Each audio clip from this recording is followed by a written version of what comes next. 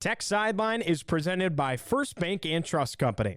They offer free checking with industry-leading mobile banking. Who you choose to bank with can make all the difference. Visit firstbank.com to learn more. What's going on, Hokie fans? We're back with the football crew to talk all things Virginia Tech football as the spring season is upon us. We're ready to unpack it all. It's episode 413 of the Tech Sideline podcast, and it starts right now. And we're recording on March 19th, 2025 from our high-tech studio in the Virginia Tech Corporate Research Center. Remember to like, subscribe, refer the show to a friend. I'm your host, Giovanni Heater. To my right, lead analyst and columnist Chris Coleman. Across the way, our senior staff writer, Andy Bitter. And in the fourth chair, our managing editor, David Cunningham. Producing the show behind the scenes, as always, the mustache man, Mr. Nick Brown. All right, we're talking spring game. We're talking spring Hokies football, but I want to go overarching a little bit here to start things today, guys. So they're charging to get into the spring game. We're back to doing that, charging for parking. What are your thoughts? Because I know the fan base has had something to say. Well, they're going to start sharing revenue this year, $20.5 million. So they're trying to find as many new revenue sources as they can. You know, even if they just make a couple $100,000 out of it, that's a salary. Sure. So I would look for things like that to continue throughout as time goes on. And obviously they just upped the athletic student fee, which is going to raise an extra, I forget exactly how many million per year, but yeah, they're trying to come up with new revenue sources to pay for that $20.5 million. I think Tech was something like $6 to $8 million in the black last year. Well, guess what? You add $20.5 million in expenses next year, just like that, you're 12 or 14 million in the red.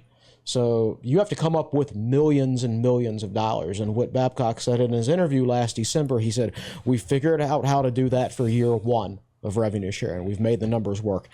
But beyond that, we have to structure everything differently, which means a lot of changes are coming to Virginia Tech athletics. And they get another like $8.5 million from student fees going up. That's right. Looks like the board is going to vote on this week. Lovely. I don't really have a problem with charging for the spring game. Yeah, parking, a little steep, 25 a spot. I don't know about that. I think they understand that fans value tailgating at the spring game more than they do the I think $10, like whatever. Like what does it cost to get in a movie these days? I haven't been to a movie theater. $15. Yeah, probably more than that to go to like a IMAX or whatever the great theaters are like that. But I think I would have still done like kids under 10 are free. Yeah. Or something like that. Build it into the kids club if you want to do something like that. Because I feel like, spring game is an opportunity for people to come out here and just really enjoy themselves. And say you got like 3 kids, you want to go out there. It's like, man, now I'm going to pay $30 for my kids to go to this game too. And that's your next generation of fans. Get them interested in a nice low stakes environment like that. What's a spring game? Like an hour and a half, 2 hours at that? Something like that. Like, kids under 10 can get through that length of time. They probably can't get through 2 hours of tailgating, 3.5 hours a game, however long it's going to take you to get there and get back. So I feel like this is a nice introduction type thing that you can do with a lot of kids. So I would have liked to see a carve out with that where, if you're under a certain age, you still get it for free. But I think they can tweak this in the future to still make that work. All right, fair enough. Appreciate you breaking all that down for us because I think there's a lot for people that they need to hear on that. Wanted to get your thoughts on the idea. Nick and I were at lunch yesterday with a couple of friends, and they were talking about it on the TV right behind us. Thoughts on this NFL preseason type spring game approach? You saw Deion Sanders say his idea where you come on out and we'll practice for 2 days and then we'll play a scrimmage or a game against each other. Not to bring up the Cuse, but Fran Brown jumped all over it, and now that's a trend that a lot of people have said they'd like to see. What are your thoughts on that, and would you like to see Virginia Tech adopt something like that?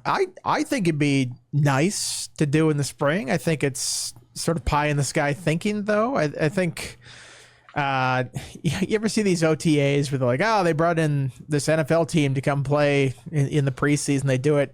There's fights every single day at those things. Like they really get into it. It's heated. It gets going. I just imagine that these coaches say this stuff now and then they create a situation that's not this controlled environment that they're used to in the spring, and they're going to hate it, especially if another team comes in and it gets a little rougher than you would expect in the spring or physical. And I mean, think about if a guy gets hurt on your team while you're practicing, you're pretty bummed out. If a guy gets hurt because, takes a shot to the knee from another team that's coming in or something like that, you're really going to be ticked off about that. I think it just creates a situation that, maybe these coaches are talking about how they'd like to do that, but then they get in the actual situation. It goes, sure. Maybe that's more than we bargained for in that. I'm not against it in theory, as long as nobody gives up spring games. I don't want Virginia Tech to sign a home spring game, and then 1 year you don't even have a home spring game. That's a good point. What it would be. Yeah, that's a good point. Is that somebody would have to travel for that whole thing? If you do it as an actual spring game. Now, if you do it during behind closed doors scrimmages, that's another thing. You also have to worry about everybody's going to want information from these mini scrimmages if they did them like the NFL does, and then let's say Virginia Tech scrimmage JMU or something, and it leaked out that JMU won the scrimmage, but you don't know any details. You don't know that Virginia Tech played their second stringers a lot more than JMU did and stuff like that. There's a lot of stuff that would happen, and kind of word would leak out on what happened in these scrimmages, and people would freak out. So it would be another adjustment period for fans. They'd have to learn to take some of those reports with a grain of salt and everything like that. But I'm open to the possibilities. But you like Andy said, you'd have to find a good partner, I think, who they're looking to accomplish the same thing. Where, let's say you want to do your couple of practices against another team the week leading up to the spring game. Brent Pry changes practice plans so much. He's a lot of times you'll see him say things like, "Well, we weren't as far along in this, so we decided this week to really focus on that." Well, if you schedule another team coming into Blacksburg and you tell them in advance, okay, here's what we're going to be working on that week, and then all of a sudden you decide to change your plans at the last minute, that other team's not on the same page, both teams are at a different level of preparedness. I mean, there's just a lot of organizational things that could go wrong that everybody would have to adjust themselves to, but I'm not against it in theory. I just think when you're practicing against yourself, even in a spring game situation, it's not like full bore. There's still an understanding, I'm not going out here to try to hurt this guy. I think if you bring in another team, that mentality exists in football, and it's tough to turn off when you get into a competitive environment like that. So you're like, oh, the quarterbacks are off limits. But if you're, defensive end going after the quarterback, you're not thinking about the, orange jersey or whatever that's going to keep him off limits there. You're thinking, I'm going to get a sack.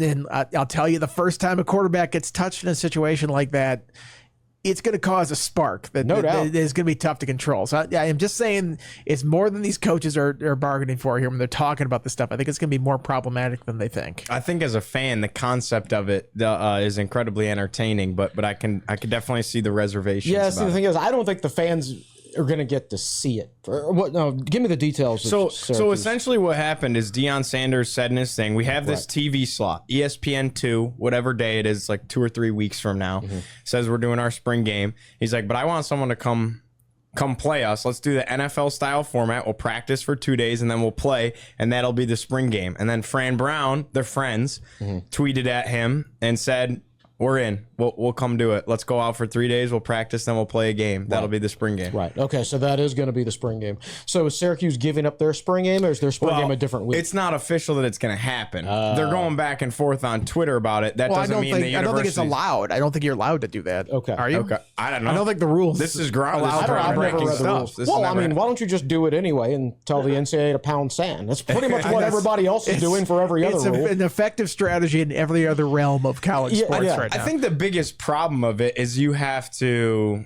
all of a sudden, pay for, okay, we're going to fly a whole football team to Boulder, Colorado. It's not cheap to go out there and stay for a couple days. Yeah, well, for 3, I'm sure there's an adjustment day. Say you want to practice Thursday, Friday, play Saturday. That means they go out there Tuesday, adjust Wednesday. You know what I mean? It's one thing if you bust down I-81 an hour and a half or something, 2 hours. It's another thing to get on a plane and fly across 3 time zones to go do this thing. So sure. again, I think the devil's in the details of this whole thing. I'd like to see them iron this out first before it's just like, Twitter conversation back and forth. Yeah, there we go. Rarely do you see that between, like, Brent Pry's not going to go tweeting at people saying we'll come play you. So it takes a unique couple of personalities, no doubt. All right, well, for those that maybe need a little bit explaining, what is Virginia Tech's current approach to the spring game? From what I gather, 15 spring practices that begins on Wednesday, of course, today, and then it all culminates with the spring game scrimmage, if you will. Yeah, we haven't seen an exact practice schedule, only the days that we're going to have access. But it seems like it's going to be a pretty traditional spring, just with a whole lot of new faces. We don't know the format of the spring game yet, and that which is normal. Normally, they don't tell us the format of the spring game until the week of the game, and that's sometimes the days before. It kind of depends on the health of the team and how many players they have at certain position groups to how much they can even do. Like if the spring game was this weekend, I'm not sure they'd play more than like 2 quarters because they don't have enough running backs. They really don't. Yeah. So you've got to kind of wait it out and see what your team looks like heading into the game. I think the important thing is that Virginia Tech is still having and committed to having a spring game. And Brent Pry was asked about that yesterday, and he said for Virginia Tech, for Brent Pry, said you talked in the third person about himself. It's good to have a spring game, and they want to have that. So I think that's encouraging if you're a Hokies fan that the school is not going to do the thing that a lot of other schools have done, like Texas, I think, Nebraska, where they're not even going to have a spring game. It's like, well, what are we paying for in the offseason? You keep asking us to donate all this money. We don't get a sneak peek at the teams that we're paying all this money for. Like, I feel like it's such a small investment and such a small thing to do is to just have one moment in the spring where you put the team on display for a little bit. You're not even running like complex stuff or, some of the stars sit out anyway in this thing. Just get out on the field on a nice spring day and do some football stuff. I think that's what fans want to see. So, Virginia Tech, the way it does its spring game is very nice because it's, spring game weekend. It's the spring game. There's usually a softball series, baseball series. The Remembrance Run is around that time. I think a lot of alumni are back in town. Like, it's an event in Blacksburg, and I like how they do that. And I'd hate to see that go away because they cancel one of the prime attractions that whole weekend. I'm struggling to remember the last time college football in general did something that benefited the fans.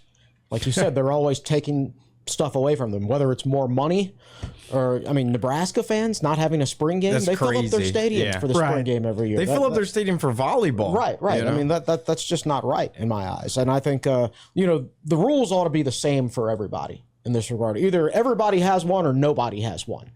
Right? I don't know. There have been teams that opt out of your spring game. There have been teams that have been not doing spring. Pitt has done everything it can not to have a spring game. Right. Nobody's going to go to I think has not had a spring game a couple of times as well. For Tech, some of those northern schools, I think I can understand it more. Nobody's going to the BC spring game. Plus the weather is not always ideal in mid-April in those places. For Tech, it doesn't so much matter for a team like Texas, but Virginia Tech's recruiting, I'm not saying it's dependent on the spring game, but the spring game is very important to it. You get into these regional recruiting battles, and a guy's going to go to a spring game at Virginia Tech. He's going to go to the UNC spring game. He's going to go to the NC State spring game or whatever. NC State canceled theirs. That's right. They did cancel theirs, right? So opportunity. Yeah. So exactly. So you get to Virginia Tech, and then you go to most of these other spring games, and you're like, wow, Virginia Tech has a much better fan base. Sure. You might not get every single one of those recruits. Of course, you won't get every single one of those recruits, but you get to implant it into their heads early that Virginia Tech has a better football fan base than the vast, vast majority of other programs in this region. And that's why Brent Pry is still adamant about having a spring game, and that's why I think it's important for Virginia Tech. Couldn't agree with you guys more. All right, let's get into this press conference a little bit here. What questions do you think that they're looking to answer for themselves this upcoming spring? That's how they kind of started these things. All of them. I put this in the Slack channel yesterday, and I'm like, I know less about this team than at any time I've been covering Virginia Tech football, and just about the roster. There are so many new faces. And what is it? Is it 19 transfers they brought in? Like that. 11 early enrollees, I think. Yeah, something like that. I think 17 left, 19 in, scholarship guys, 11 early enrollees. I mean, the coaching staff might even need name tags when they're out there. I mean, there's the number of guys that are new and have, effectively analyst roles or quality control guys that, might have different titles at this point, assistant running backs coach and stuff like that. There are just so many unknowns, and there's unknowns at every single position. Like normally it's like sometimes you go in and, a position is set. You know how it's going to look. And then there's another one. It's like, well, they brought in 3 transfers at that spot. So how are those guys going to work in? I feel like every position except maybe tight end, there's a bunch of new faces. Sure. And just how is this guy going to integrate to the whole returning crew?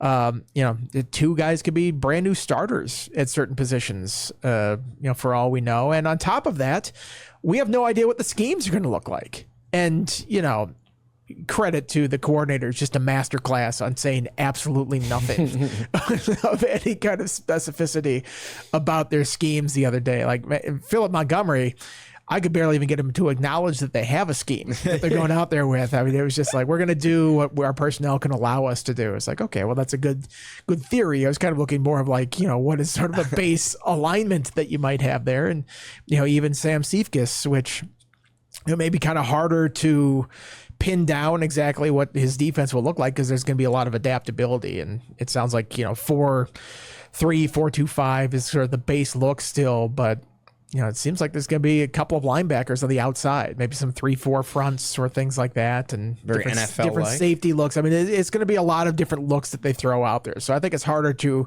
describe in sort of an elevator pitch meeting. But I think there's just so many questions about this team this spring, and I kind of wish we had more than 4 opportunities to see them as media members. This would be a very critical spring to go out there and get a little bit more information, but perhaps to Virginia Tech's advantage to kind of keep that on the down low.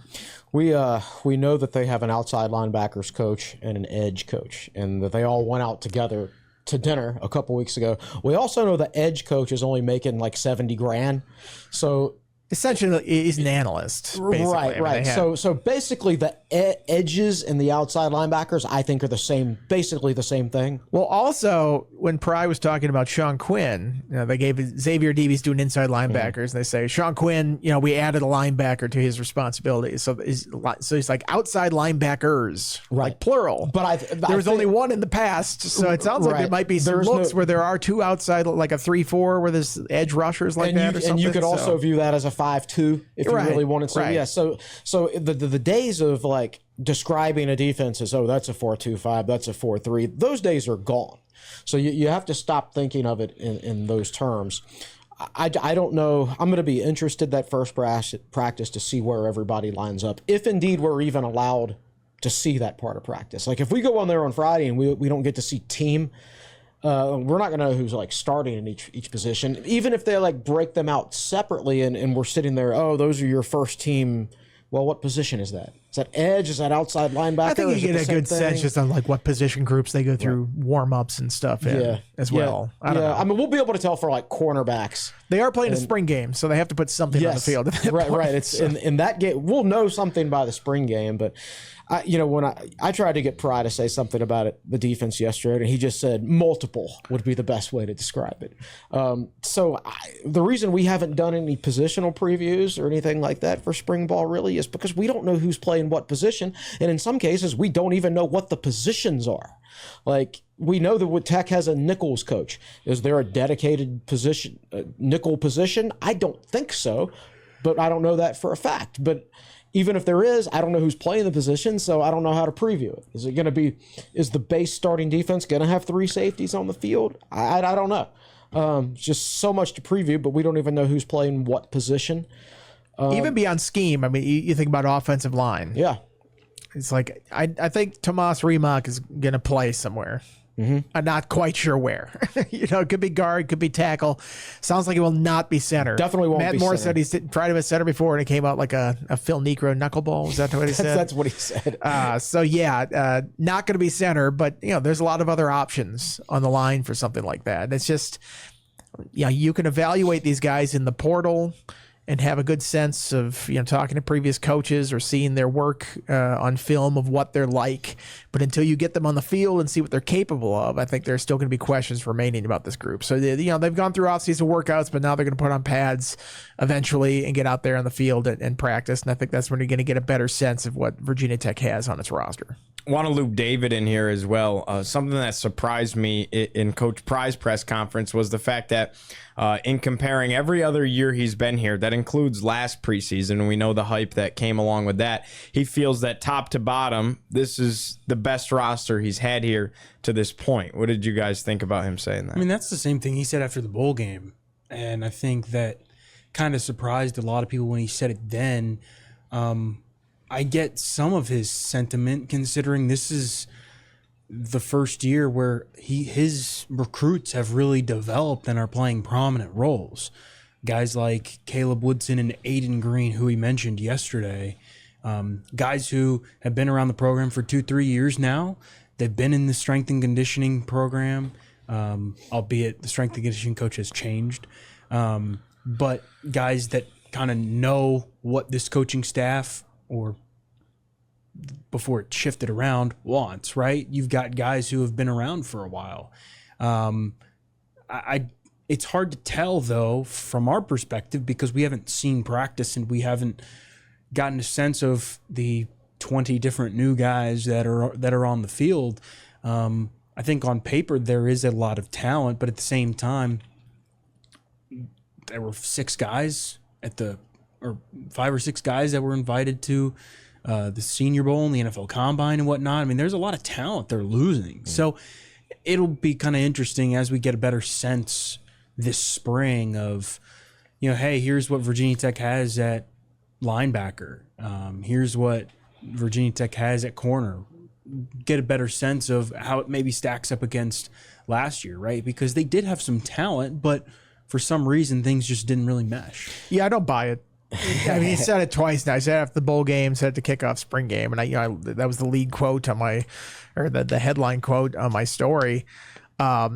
He might feel better about the depth, and maybe they've allocated the NIL resources better to create better depth on the team. But I just don't know how you can say you lose APR, Dorian Strong, Monster Delane, Xavier Chaplin, Jalen Lane. I mean, on and on. These guys, a lot of guys that will be playing on Sundays coming up here in the near future, and say that the roster's in a better place. Maybe there's more familiarity with these guys because they personally recruited some of these players that come up the ranks. I think if you're a coach, you're closer to those kind of guys as opposed to players that you inherited from the previous staff. But I'm afraid I'm going to have to see it on the field before I start believing this whole thing. It's not like they were, lights out last year. They went 6-7 on the season, but I think talent-wise, that was a talented team that should have done better than they did. Yeah, I know, I understand where he's coming from, and I agree with him, and I disagree with him. That's a Mike O'Kane answer right there. Well, yes and no. Yes and no. Okay, so no. You Definitely, say no. I think he feels better about his depth. And coaches always like it when the entire roster is guys that they recruited. And that's pretty much the case here with a handful of exceptions. So I understand it from that standpoint. You've got guys who, in theory, you've got a whole roster of guys who fit your culture, who have your team mentality. And that was an issue with a few guys last year. Guys that, a couple in particular, that this staff did not recruit. And I don't think they fought very hard to stay when those guys entered the portal, and I'm not going to name names. But when you get your own guys and you recruited them, you just feel better about it. So I understand it from that standpoint. But at the same time, APR was, did he lead the country in sacks or was he second? He was second. He was second in the ACC too. Second in the ACC. I think he was third. That's Ezra right. Raku from Boston College. Didn't that Marshall, half a sack. Did that Marshall guy? The UVA transfer. He was. I thought he was way up there nationally. But anyway, that's an NFL player.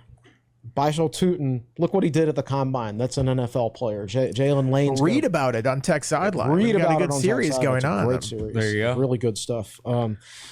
Anyway, there's dudes in the NFL on that team. There are going to be 2 starting offensive linemen in the SEC this year that started on the offensive line for Virginia Tech last year. I know people like to criticize the offensive line. Well, the 2 best players are about to go start in the SEC, most likely. So there was plenty of talent on that team. And the fact of the matter is Pry stood in front of the media last July and said he would be disappointed if they did anything less than played for an ACC championship. Well, that's how he felt about that roster. And if he feels like this roster is better, what are his expectations this year? So national championship, it sounds like. Absolutely, no question. So I just think I understand where he's coming from. And he's a very positive person. He's like the most positive person I've ever been around. That is the way a very positive person looks at it. Sure. I can see this team being better than it was last year as a result of some of those things. Better chemistry, better overall depth. But if none of these new guys turn out to be dudes, as Scott Leffler would have called them, you could see them going 4-8 also. So, and then can you say they had a better roster? So we'll find out in November whether the roster was actually better. In Pry's defense, what is he going to say? Yeah. Like, pretty big step back. I really don't know about this team Not this year. looking so good. This is a head coach, and he's out there. He's selling the program. He's selling positivity. So this is kind of expected to say.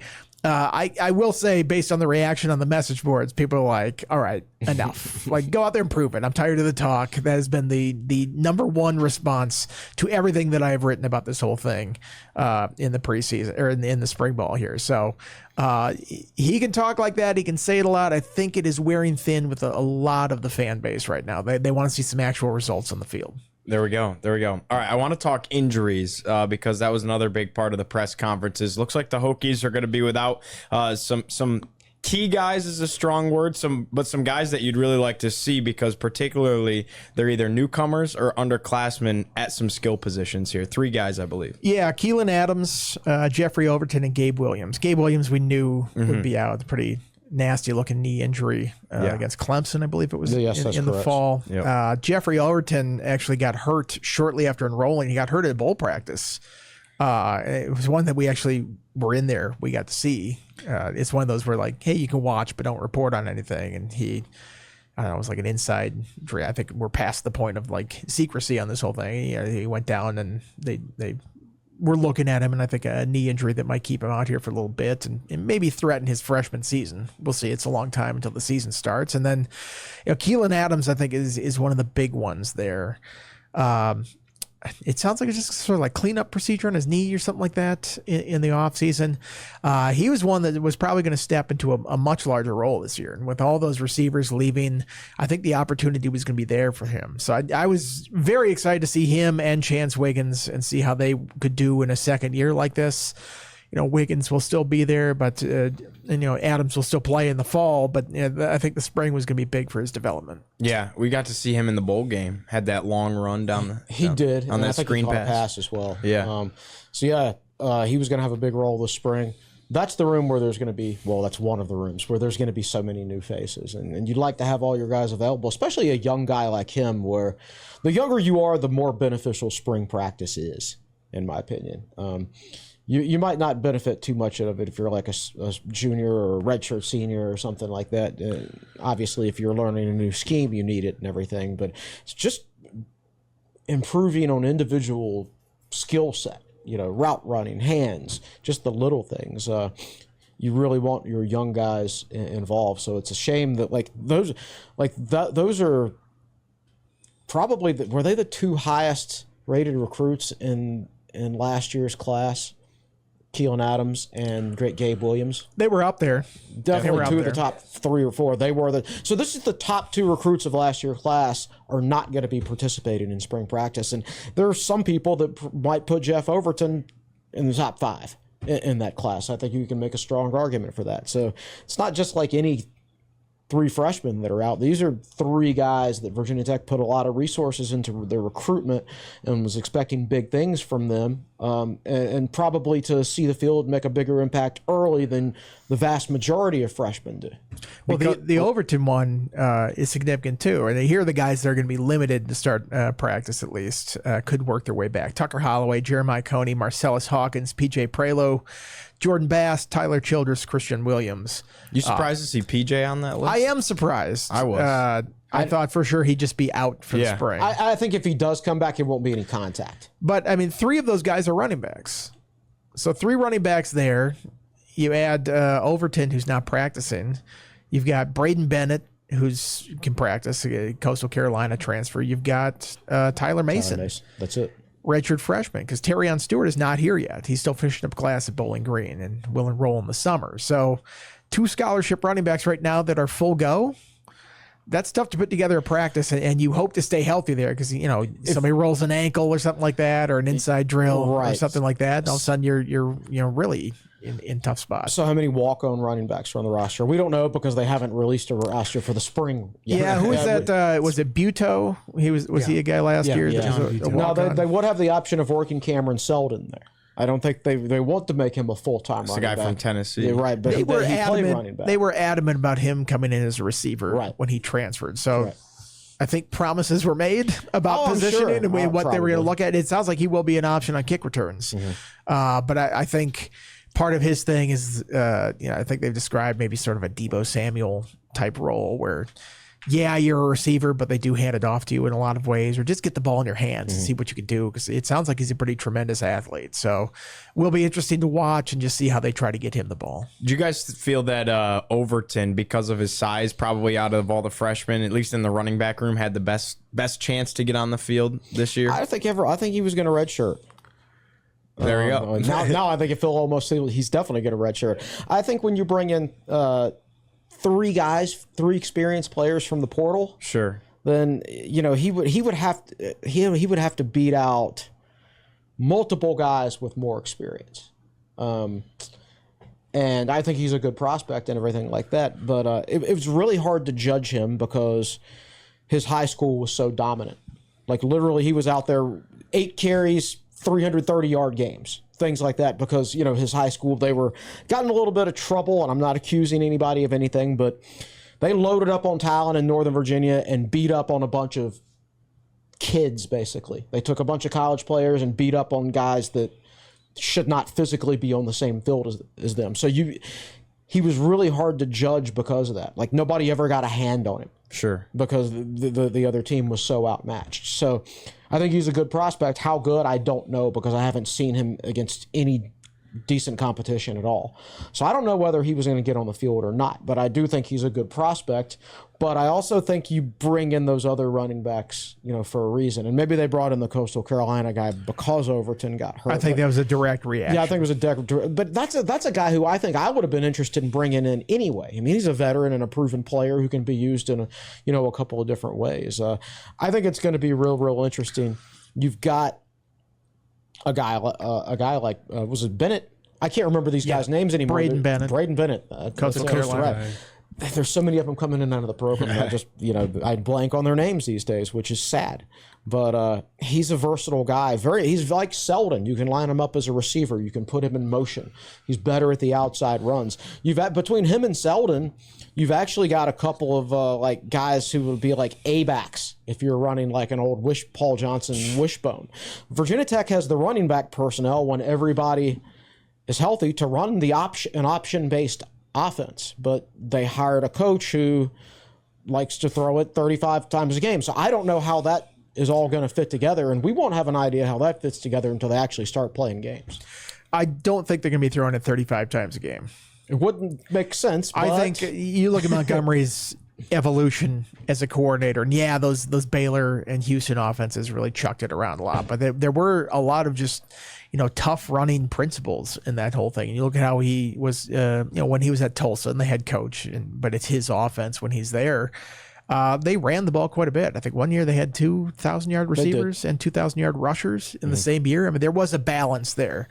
So while it might have those concepts of trying to spread it out and create space like that, I think they are still very much committed to running the ball. And I wouldn't expect otherwise with who Brent Pry was hiring. I just can't imagine he'd ever hire somebody to come in and run an offense where they throw it 50 times a game. I can't imagine. Not going to be in their future here. I can't imagine he'd hire 2 coordinators with no experience at all in his first year when he had no experience as a head coach, but he did, right? He's done a lot of things. I can't imagine him taking a whole bunch of outside linebackers and trying to make them inside linebackers when they're not, but they did. They've done a lot of linebacker things. Complaint, drink, and everybody drink. And we've talked about redshirting. Yeah. I know I ran this ran this stat for an article. Somebody asked, out of all of Philip Montgomery's successful offenses, how do they how often do they throw the ball, what and things like that. So I looked at it. So I defined successful as like top 60, so top half or thereabouts, right? And of all, I think he had 8 offenses that fit that, and only one of them, I believe, threw the ball fewer than 35 times a game. So that's what the stats say.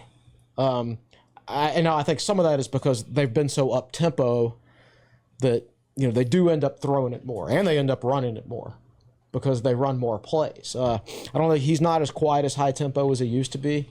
But again, we've talked about this since the beginning of this podcast, or we've talked about this for the last month or 2 months, or since he was hired. Basically, is we don't know what's going to look like. It is a bunch of new coaches and a bunch of new players, and I'm guessing like the coaches don't even know exactly what it's going to look like. They've got an idea, but once they get out there and start practicing and see exactly what they've got, they're not going to quite know for sure what the splits are going to be and who's going to be in what spot. We've got a lot to learn. We're not going to learn very much this spring. They're not going to let us in very much, and I doubt they don't let us see very much to begin with. They're going to let us see even less this spring, I suspect. Well, how much do we normally learn from a spring game? I guess it depends on the year. I don't necessarily think we learned a lot from last year's spring game for sure. We learned that PJ Prelo was going to have a role. We did. Normally, you see a walk-on like stand out like that, and you go, "Okay, it's a spring game." Yeah. But it's like, man, he looked pretty good in that thing. They were going to have, he had that long run that came back against Miami, and then got hurt the next week. So sometimes you can glean some stuff from that spring game, just seeing certain guys stand out. Sweet. All right, last thing here before we let everybody go. Want to ask you guys, kind of a doubleheader here. The staff shuffling, anything big to note there, and then any position change experimentation that came out of the press conference, because Coach talked about some specific guys possibly literally experimenting at a couple of different spots. The 2 position changes. Delvin Alves moving to receiver from safety. I think it's just a crowded receiver room, and give him a shot at another spot. He hasn't really found any traction on the depth chart too much in these last couple of years. He's been there, he just hasn't played a whole lot. And then Caleb Spencer moving inside to an inside linebacker spot, which seems small for that, but I don't know. We'll go in there and we'll see how it is. And again, we don't know what the scheme's going to be like.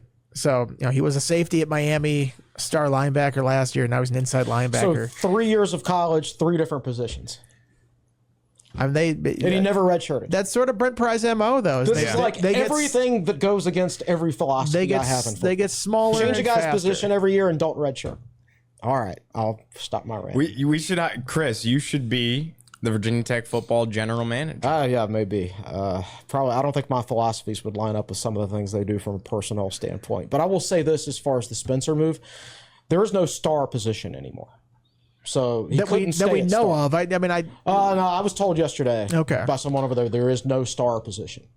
So you had 2 options. You could move him to that outside linebacker role, which I think is going to more like a defensive end. That's not him. Well, they've sort of talked about that a little bit about guys like Burgos and Ben Bell and Jonkum going to be in a different kind of spot. That's not him. So you would have had to move him back to safety. I just don't think they view him as a safety. But some of this is like, I don't know who the inside linebackers are at this point. We know some of them, but we don't know specifics. Like, what are the responsibilities of the 2 roles? What does the depth look like there? Is it? I guess Asen Stevens is an edge rather than an inside linebacker. But He's an edge. You got Keller, you got Woodson, McDonald is still there. Mm-hmm. Clatterbaugh, the freshman, just enrolled. So I think it doesn't necessarily mean that he's going to stay there. He could end up in a safety role. But Pry's been mentioning him as an inside linebacker since last year. But at some point, I think you need to put a guy, especially one who he's never had a chance to stay at one position. So how do you really judge a football player if you're moving them all around like that? So they need to get him settled into a position quick and keep them. That's sort of Pry's MO, though. I know. Like, we want him to learn 2 positions, maybe 3. That stuff works in Penn State when you got 5-star players. You can't do that with 3-star talent. Whenever you ask him about a star linebacker or something like that, it's like, well, we'll try him at will. There's a lot of different concepts they're saying. I'm not going to rule out Mike with him, though, eventually. It seems like every linebacker has the exact same sort of progressions. Like, well, start at star, and Will's sort of the same, and then, there's some Mike responsibilities in there, too, in case you have to do it in a pinch. So it'll be interesting with the new alignment or scheme, however they come out there lined up, exactly how interchangeable those linebacker spots They took are. a 5-star linebacker out of the state, out of Louisa at Penn State, named Brandon Smith. Louisa, is that how you pronounce it? Louisa County, yeah. Louisa County. All right. Anyway, he went to Penn State, 5-star recruit, ticked off a bunch of Tech fans, lost a 5-star linebacker or defensive, and however you viewed him. He goes to Penn State, spends 3 years there.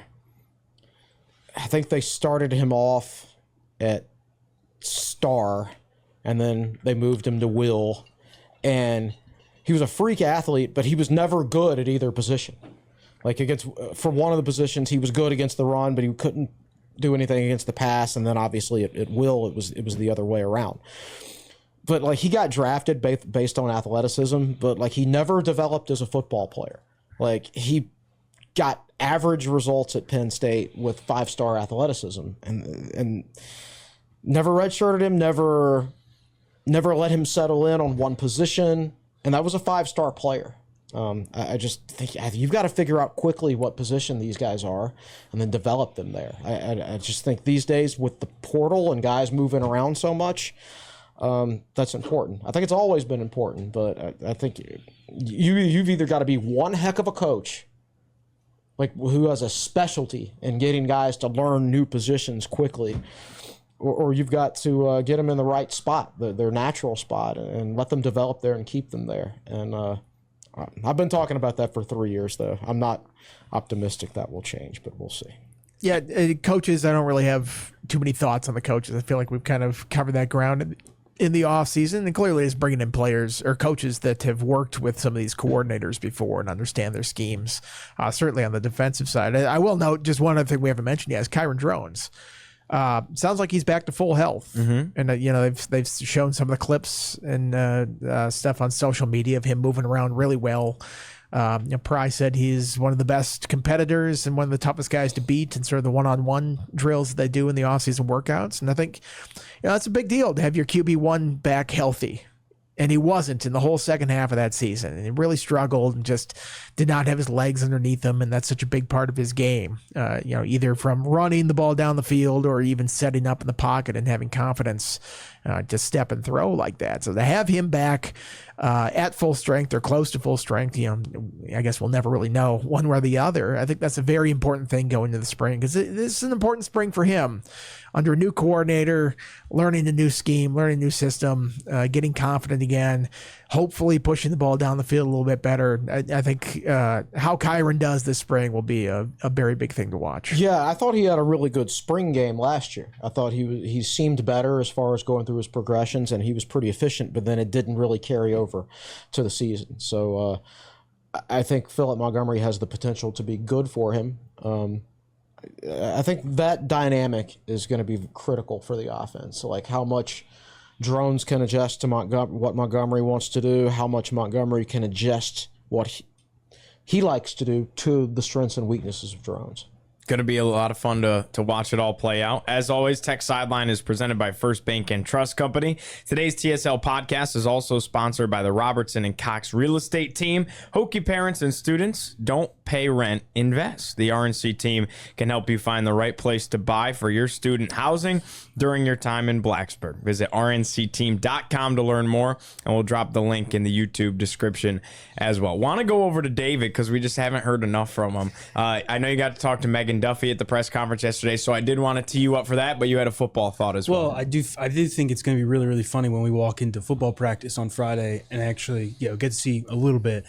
And we're going to have hopefully, some rosters at that point. And we're going to look over at the quarterback position and go, yep, Kyron Drones. And then everybody else is an unknown. I think it's going to be very interesting considering Hokies have their quarterback back, but everybody else is just like so many new faces and whatnot. They're still working out numbers. Yeah. Good question by Nick. You have to earn your number. That now. was at the That's top of your article. Remember when we used to I make did. fun It of was a Bronco good question, Mendenhall? good response by Nick. I loved it. We used to make fun of Bronco Mendenhall because in the spring, he was like, Well- "Oh, you don't have a number. You have to earn it." Well, they would go into actual spring practices without having numbers. Looks like And Belichick. like Belichick's doing, yeah. it's like sort of this like mind trick thing. He's like, oh no, team over self and all this stuff. I don't think that's what Brent Pry is doing. I think he's like, we're going to give them numbers. It's just sort of prioritizing who gets the number they want at this point. And when you have, 19 transfers that come in and 11 new play. I guess the early enrollees probably already have numbers at this point. I guess. There's probably shuffling and think about the preferences that people have and what they have previously. It's such a stupid thing that you'd think you'd have to worry about, but it is something you do have to manage. Yeah. So kind of an interesting thing to watch. We're going to be at that practice on Friday. We're going to be jotting down on our notebooks the starting lineups based on numbers, and then they're going to change them all. Yeah. Right. I just had to interject with the numbers. Sorry, No, sorry to interrupt you. David. One of the other things I found interesting yesterday on the linebackers conversation was Pry talked about Adibi. Xavier Adibi's now the inside linebackers coach. What that looks like, we still don't know. But I did think it was interesting. He mentioned Caleb Woodson and Jaden Keller. It seemed like they played better down the stretch, and Xavier Adibi had a hand in that. And I thought what Sam Siefkes said about Adibi just as a coach and just he's a former player and he's had an interesting journey where he was a coordinator, I believe, at the D2 level, and his journey back to Virginia Tech, a former All-American, he's like the players kind of respect that, and it's a different voice in the room. And I thought that was all very, very interesting, considering we don't really know what the linebackers are going to look like. But you got a former player kind of leading that room now. How about women's basketball? Women's basketball? Yeah, let's do it. Yeah, they've got a game on Thursday, WBIT. We talked to Megan Duffy yesterday after the football press conferences about NCAA tournament not making it. And she's like, obviously there was disappointment, but at the end of the day, we didn't really take care of business as we should have. And yes, I thought her message was pretty good. Like, yeah, it's okay to be disappointed, but at the same time, like, this is a good opportunity in front of us in terms of playing postseason basketball. You can't replicate the win and go home, the one and done environment. Some of these teams in the tournament are pretty good teams. I mean, the team Virginia Tech will play on Thursday, North Carolina A&T, won the CAA in the regular season, won 15-3. Lost to a really hot William & Mary team on a miracle run in the conference tournament. But there's some really good teams Virginia Tech could see in this tournament. And I think for a very young team, I think eight underclassmen. There's only, I think 8 of the 11 are underclassmen. It's like, this is a really good experience for a very young team that you hope you can retain the core, keep them together. So again, it's not the NCAA tournament, but I am very interested to kind of see what they can do. How deep of a run can they make? Sure. They're pretty healthy. How deep of a run can they make in the postseason? Rose Misha, Matilda Eck, right? They're playing their last games. So every game here down the stretch means something for somebody. And she also provided an update on Samaya Sufferin, said she's progressing well. She had a season-ending shoulder surgery. So, some good notes. I wrote a story about it yesterday. I've always felt that whether it's the NIT, the WBIT, whatever it may be, the teams that are probably most lethal, if you will, to go on a run would be those that are in like their first year under a coach, like on the upward trajectory with something to prove and something to build on, right? It's not necessarily like, well, they could be disappointed that they're there. I think they still, feel there's something to prove. So this program went to the WNIT final in Kenny Brooks' second year in 2016 or 2017-18. Is it the whole tournament still played on campus? No, well, so it's a different. They had to play at Indiana that year, yeah, right? so it's a different. It's a different tournament. That's right. It is. So the WNIT has been around, but the NCAA started up the WBIT because it didn't own the WNIT, Right. and so now it's NCAA regulated. Yay. So now It means you can't even play the school song at a home No game. fun. it's it's neutral site stuff now. The NFT, no fun tournament. Yeah.